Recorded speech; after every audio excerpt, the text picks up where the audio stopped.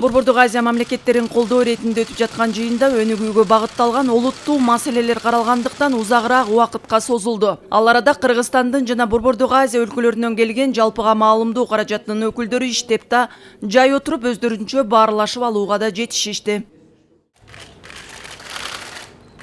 Европа биримдиги Борбордук Азия тышкы иштер министрлеринин жолугушуусунда алгачкы сөздү өлкөбүзгө 4-үнчү рет келип жаткан Европа биримдигинин тышкы иштер жана коопсуздук маселелери боюнча жогорку комиссары Федерика Могерини сүйлөп, Кыргызстандын элинин меймандостугун өзгөчө бааларын айтты. Европа биримдиги менен Борбордук Азиянын кызматташтыгы чыңдалып, алакасы артылууда. Бул өлкөлөр менен мамилени жакшыртып өнүктүрүү Европа биримдиги үчүн өтө маанилүү экендиги бул жолугушууда айтылды.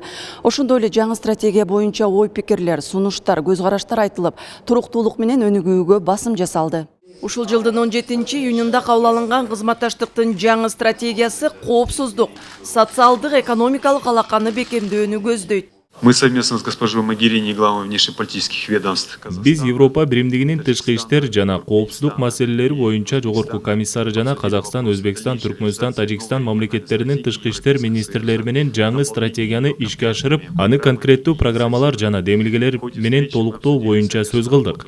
Тагыраак айтканда, адам укугу, демократияны өнүктүрүү, коопсуздук климаттын өзгөрүүсү, соода тармагын жакшыртып, инвестиция тартуу, экономикага санариптик технологияларды киргизүү, энергетика, транспорттук байланыштарды жана билим берүүнү өнүктүрүүгө да басым жасоо зарылдыгы айтылды.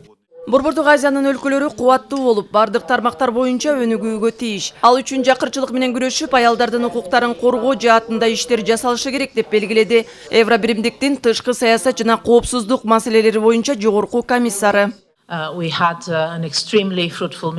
Бул жыйын өтө жемиштүү болду. Кыргызстан менен Евро биримдиктин ортосунда кызматташтыкты кеңейтүү боюнча жаңы келишим даярдалды. Түркмөнстанда Евро биримдиктин өкүлчүлүгүн ачуу тууралуу келишимге кол коюлду. Ошондой эле дагы бир катар маанилүү маселелер каралды. Мындан ары да кызматташтыгыбыз курчуй берерине ишенем. Жыйынтыгында 36 миллион евро Кыргызстандын билим берүү тармагына бөлүнөрү белгилүү болду. Ошондой эле техникалык жактан да колдоо улана берери айтылды. Борбордук Азия дүйнөнүн бир бөлүгү болгондуктан инвестициянын чоң булагы болгон Европа биримдиги бул өлкөлөрдү бардык тармак боюнча колдоо көрсөтүп, ар дайым көз салып турары айтылды. Кыял Шашиева, Сентура Бакеев, Ала Тоо 24.